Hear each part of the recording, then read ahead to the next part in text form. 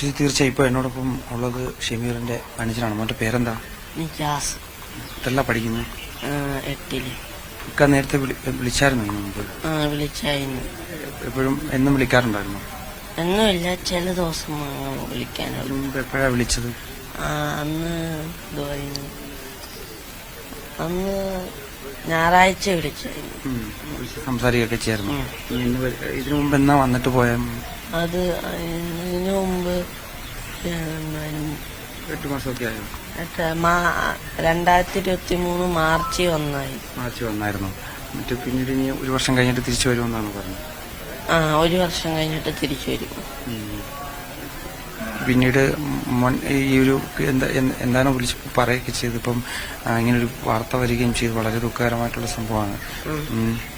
അപ്പം സങ്കടമുണ്ട്, വളരെ സങ്കടമുണ്ട്. തീർച്ചയായും അശ്വതി, അത്രയ്ക്കും നമുക്ക് ചോദിക്കുന്നതിന് തന്നെ ചില പരിമിതികളുണ്ട്. കാരണം ഈ ഒരു അവസ്ഥയിൽ അവരോട് നമ്മൾ ഈ ചോദ്യങ്ങൾ ചോദിക്കുമ്പോൾ തന്നെ അതിന് നമുക്ക് തന്നെ വളരെ ദുഃഖകരമായിട്ടുള്ള സംഭവം തന്നെയാണ്. കാരണം നമുക്ക് ഇത്തരത്തിലുള്ള ഒരു അവസ്ഥ വന്നു കഴിഞ്ഞു കഴിഞ്ഞാൽ നമ്മൾ എങ്ങനെയായിരിക്കും പ്രതികരിക്കുക എന്ന് നമ്മുടെ മനസ്സിൽ എന്താണ് എന്നുള്ളത് നമുക്കറിയാം. അതേ രീതിയിൽ തന്നെയാണ് തീർച്ചയായിട്ടും അത് വളരെ ദുഃഖകരം.